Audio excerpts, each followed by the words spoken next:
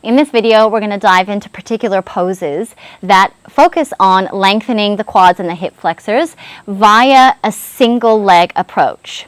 Now, some of those poses that we're going to look at are wild thing. We've got bird dog in there, a little bit of dancers as we've already established, and some lunges, high lunge, low lunge. Our focus again is going to be on looking at how we can make these more accessible for people, how creating more preparation for our students and finding different ways to invite them into these poses and to explore them really does help them access their practice because it customizes it, and this involves a lot of hands-free, tinkering with different variables and really encouraging our students to find ways to make this pose align with their personal needs and intentions. As we already looked at in the previous video, bird dog, there is a value to encouraging your students to play around with what's happening in the spine, because if they're kind of here and they're just letting the belly go down and they're really going into spinal extension, you can get them firstly to, I always like to cue, the height of the leg is irrelevant. Really what we want to focus on is what's happening all around the supporting areas. So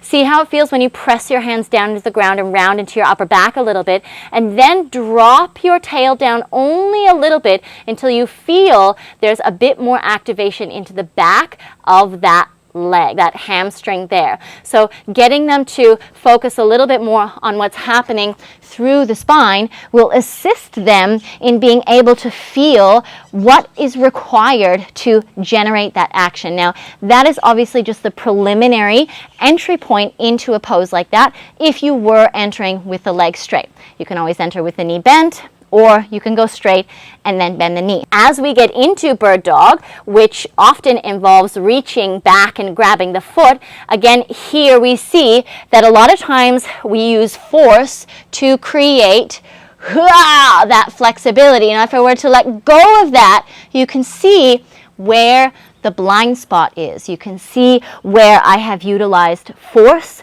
to create the flexibility, to create the shape, and where I'm actually not able to really maintain that. So I have had a question before, quite a few times actually, what do I give my students if they can't do that grabbing variation? And the answer is so simple. Just don't grab.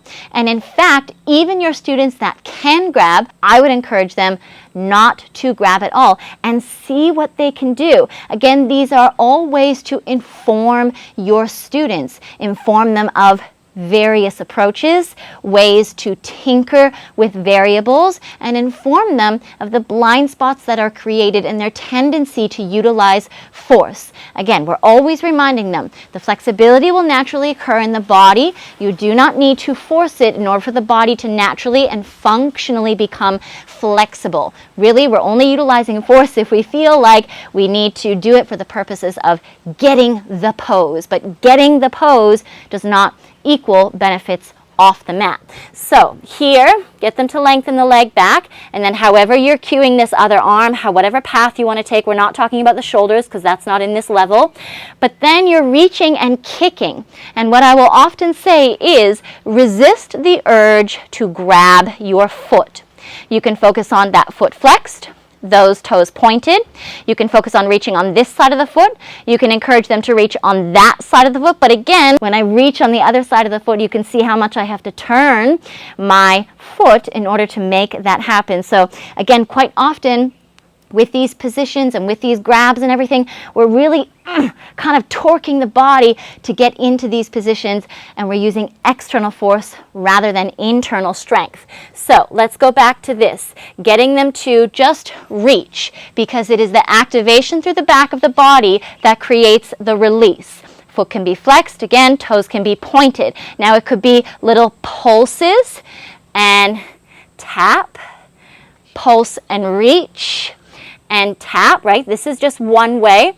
Okay, now the other thing that you can get them to focus on is where the gaze is, because as soon as they start to turn their gaze, then this will change the capacity in which they are able to reach back, because the turning of the gaze encourages the twisting of the spine. Again, we're not going into depths of that within this level, but it does consider the fact that the body works as a holistic unit. So as the torso turns, then maybe the leg gets to kick back with a little bit more kicking action here. So bird dog, just have them not grab, get them to go totally hands-free, play around with the ribs, where the arm is floating, whether there's pulses, full range of motion, small range of motion, all these different things that you can use to give your students context and add variety into your classes.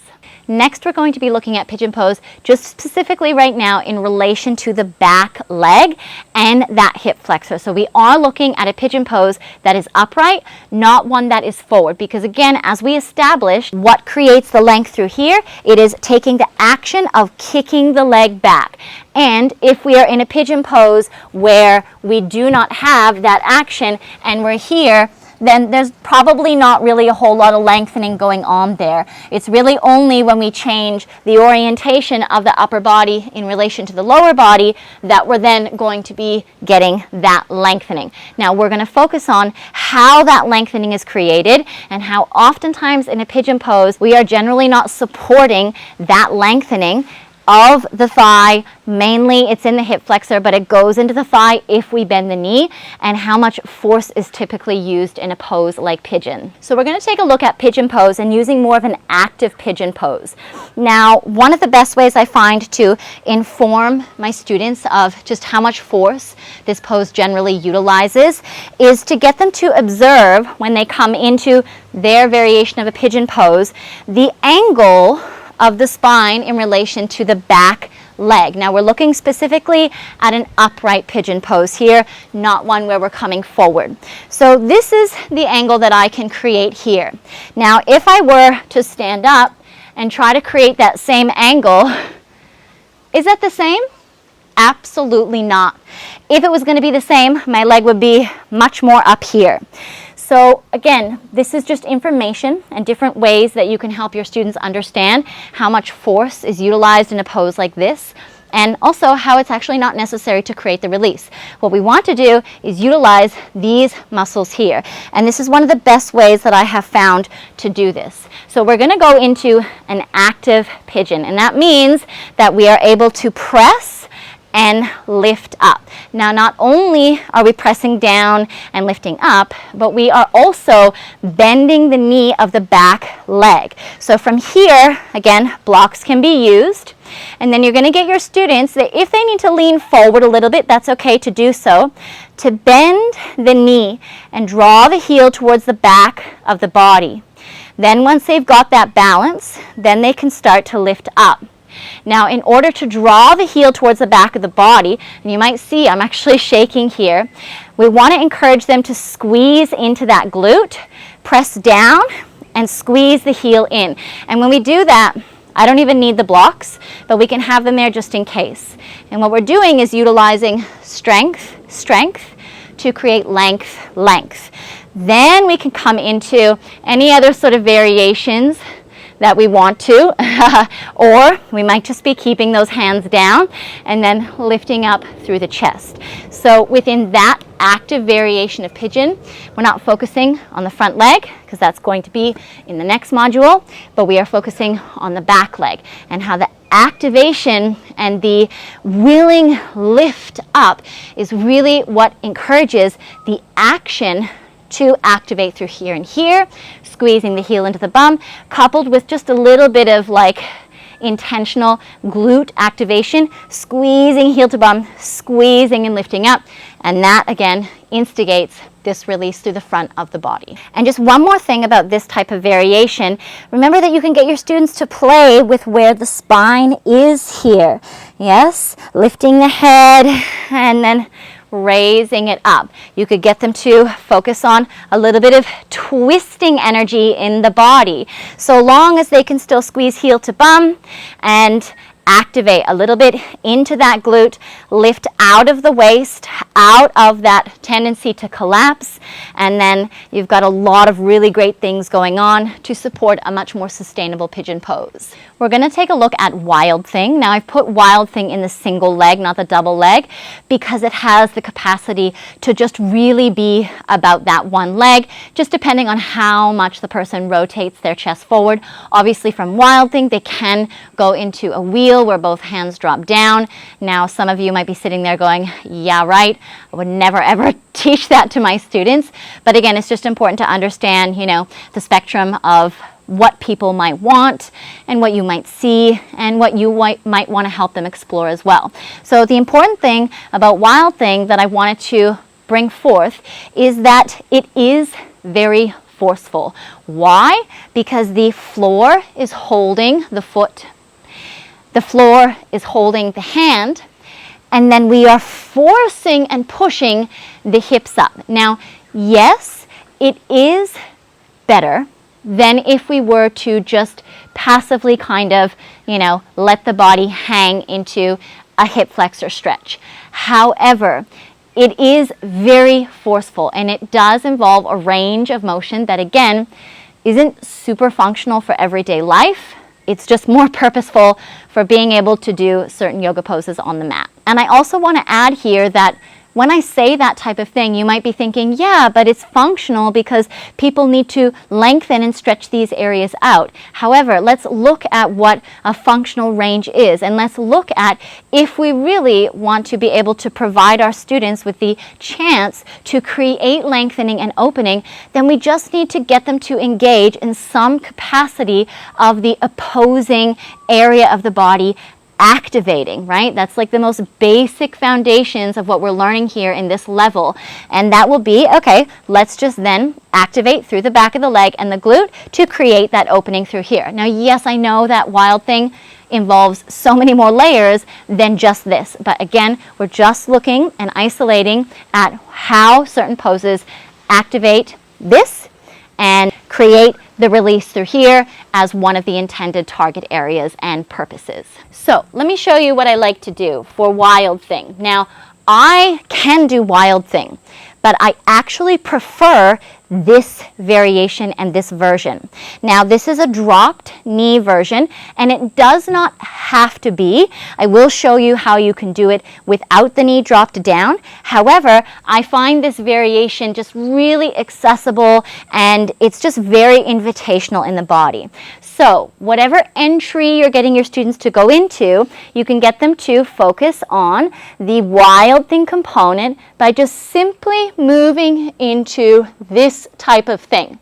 Or they might move into this type of thing because they're getting a very similar benefit in terms of what's going on in here, probably even more beneficial because they're not stressing and straining the tendons and the ligaments, because the activation through here coupled with more of a natural functional range of motion is really what does provide the outcome. And it's not so much about, again, oh, I'm going to make this shape and that's the yoga shape. It's more about how can I create this natural lengthening in order to find the benefits from this pose. So this is a really accessible way to do it. Again, down onto the knee and reaching back. It can also be done again via not dropping the knee down, and it would look fairly similar, except they'll be on the foot, they'll be on the hand, and then just depending on whatever this leg is doing, again, it can be a reaching back, so it's almost like a back bend in a side plank, or again, squeezing the heel and reaching the body back, as opposed to dropping and pushing up here. So for me, when I drop my foot and I push up, I can feel that hip flexor. It's stretching more. So we would often think, well, that's a better stretch for me. But again, the sensation can often be misleading when it comes to stretching, because what I'm then doing is chasing the stretch. I don't need really any more lengthening in my hip flexors. Now, don't get me wrong, there will be people who will say, oh, but I need the lengthening in my hip flexors. But again, the sensation doesn't equal the health, and the lack of sensation does not mean that this stretch is not occurring. We're just approaching this in a much more sustainable and harmonious way, and one that gives our students a lot of options and a lot of information so that they can make a choice that is aligned with their needs. Now, we've already gone over dancer's pose a little bit, but I'll just touch on that again. So instead of reaching back and grabbing onto the foot, again, because what this does is it puts the body into that place of now a little bit of flexion, okay? Then you see a lot of your students and they start here, and then what do? They kind of keep that. So no longer are they even obtaining the benefits if we're looking at it through this area of the body, okay, no longer are they obtaining the benefits of lengthening through here, they're actually shortening because they're having a hard time grabbing. Meanwhile, look what's happening here, right? And they're getting all these bits and bobs, and then we think we've got to correct their alignment. No, we don't need to correct their alignment. We just need to get them to go hands-free and initiate the action that will then lead to the lengthening, as opposed to trying to get the position and then try to fit the action inside of the position, yeah? So the position comes as a result of the action. And when we focus too much on the position, this is where we focus on like the look of the pose or the shape of the pose or things that don't matter. Grabbing the foot, it doesn't matter, because essentially what we need to do is just kick the heel to the bum and kick the leg back. So this is how I will often cue a pose like this. And again, this can lead into an eventual grab of the foot, or again, the preparation can be the modification or the variation that someone chooses to do. I can grab my foot. I can kick up. I used to be able to do the standing splits in this type of pose. That is not something that I do anymore because it doesn't feel very good in my body. I've done so much work to retrace my steps of forcing my flexibility so that I'm not compromising my tendons and my ligaments anymore. And it's just not something that aligns with my values in the way that I practice and what I want in my life. So I don't even grab anymore. Now I will cue it something like this. From a standing position, go ahead and sweep your left arm up and reach your right arm back. Now, just as a side note, again, this is more into the spine twisting component and the spinal extension and the shoulders, which is not in this level, but we'll just take a little bit of that information anyway. So, reach the left arm up, reach the right arm back, and feel that twist into the spine. Then from here, shift your body weight to the left foot and start to kick your right heel towards your hand or your buttocks, but resist the urge to grab your foot.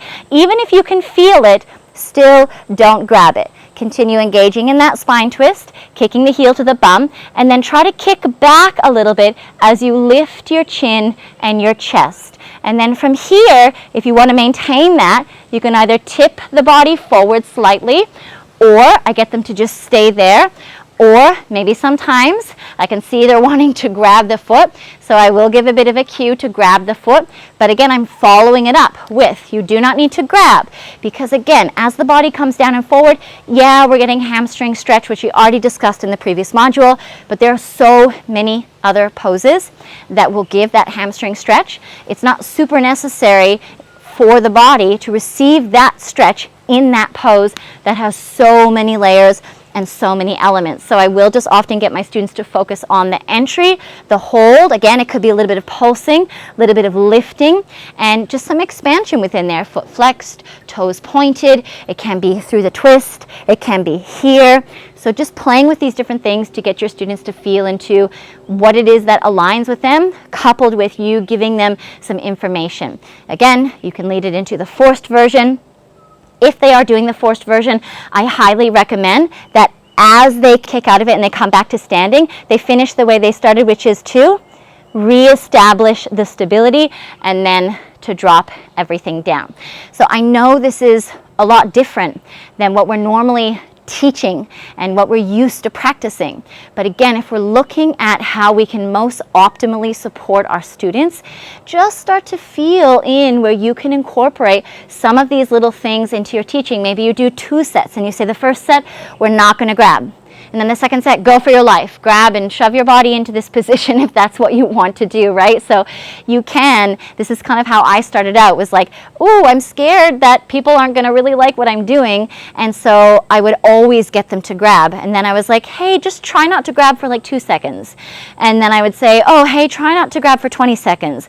Then I would say, we're going to do 2 sets and don't grab on the first set at all. And then now I really rarely ever cue for people to grab because the action is what creates the release. The last thing that we're going to explore in this video is our lunges, our high lunge, our low lunge. Now, I want to say that the more sustainable ways for us to approach a lot of these stretches and these poses that are intended to lengthen is to engage in poses where that naturally happens. The body naturally has to have engagement here and here in order to be in that position. And that is why it's important for you to understand that these lunges are incredibly forceful on the body. So when we look at something like a high lunge or a crescent lunge, obviously the less of a bend we have in this front knee, and let's say the smaller the step, let's say this was someone's variation of a lunge, then we're not really increasing this too much. However, there still is going to be some lengthening, forceful lengthening happening here, which is different than if I had the action of kicking back. This is a supported lengthening. This is a forceful lengthening. So then we kind of have to go into, okay, when we're in these lunges, I've got to now arbitrarily bring in activation, and this is going to speak specifically to the hip flexor when we're in this high lunge, not so much the quadricep muscle.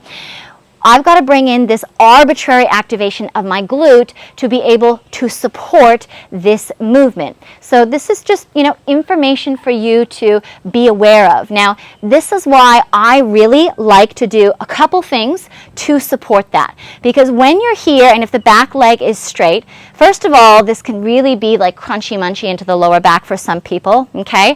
But we're then just forcing this. Again, look at the angle here, look at the angle there. Can I create that same angle from here?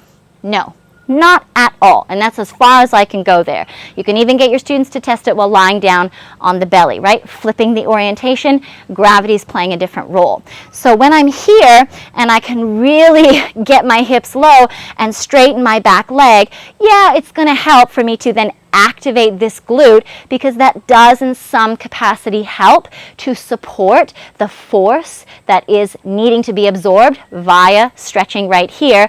But what's even better is two things: to put a little bend into the back knee and to split the mat with the feet. Now, we already explored this in the back of the thigh module. And when we split the mat with the feet, it activates that glute. So that sends the message to the front of this area here. And it says, hey, we're doing an action. We're trying to kick back, right? That's what we established is the action that supports this release.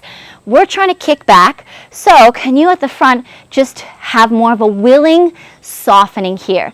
And then that supports the tendons and the ligaments. Because if there is no action to support the force of this, then again, the tendons and the ligaments are going to be taking the brunt of the force. They're going to be absorbing that because there's no muscular co-activation, or very little, to be able to support that stretch. Now we're going to take a look at a low lunge. So again, we can just have someone's variation of a low lunge be here. But as soon as we start to push the hips forward of this bottom knee, now we start again the exact same thing that we did when we were in that high lunge with the back leg straight. We're going to be forcing this. Then we think, okay, I got to squeeze my glute and I got to activate here because then that's going to support here. But what we can do instead is, again, work to split the mat with the feet. And then the energy that brings the hips forward is because this back leg, we're intending for this back leg, it's as if, we're standing, but we're intending for the back leg to go whew, like this. So the action of the back leg is really what sends the hips forward. Not just, oh, I have my hips come forward, but it's the kick of that leg back. So these toes can be untucked or they can be tucked. Totally up to your student. And then you're going to press. The moment that I split the mat with the feet, I've got this activation through here to support that. Then from there, utilizing that, then I can explore coming a bit more forward. Now, the thing with the foot lengthened is that sometimes this glute doesn't really turn on. So the toes can tuck, and then splitting the mat with the feet will sometimes activate that a little bit more. Now, further to this, what we see a lot of people doing is they come here, and then they go here, and then they go here, and do all of these really wonderful, fancy, impressive looking things. However, as we've already established, it's not the action that is fueling the movement or the pose. It's just like hanging in there, hanging in the joints. So what we can do instead is similar to what we've already done in our pigeon pose. So first we start with splitting the mat with the feet. Again, maybe those toes are tucked. You can get them to use blocks. Split the mat with the feet. Lean and shift the body weight forward. Press down. Don't go here. Stay up, just like pigeon. Then squeeze, heel to the back of the body. Now, even for me, I have to activate a little bit of that glute to support this movement, and I get a lot of shaking there because that is a weak point for me. I've done so much hamstring lengthening, and oftentimes I see students who haven't done a lot of hamstring lengthening, and I can see that there's a bit of shaking there, or there's just this passivity into the glute. So if we get them to, again, work to split the mat with the feet and then draw the heel in and then create a little activation through that glute, that type of hip flexor and quadricep stretch in a low lunge will be much more invitational, much more sustainable than something like just kind of hanging down, bringing this in, or even reaching back and grabbing or pulling that foot in. Again, the idea is that we go hands free. Maybe they still reach back just like we did in bird dog, but same rules apply. They're not grabbing. They're just reaching and squeezing that in. So by now you should start to see this very recurring theme through the action of kicking the leg back, and you'll start to see that through the other modules that we do as well, that it's really always coming back to, let's look at the action. How can we have this action be fully supported in the body? Because it's the action and the strength that's required to perform the action that does create the willing lengthening in the body. So all of these things can be used interchangeably as well, but you can see how that activation of the kicking back energy really does support your students in finding much more harmonious and much more sustainable ways to lengthen through the front and the top of the thigh.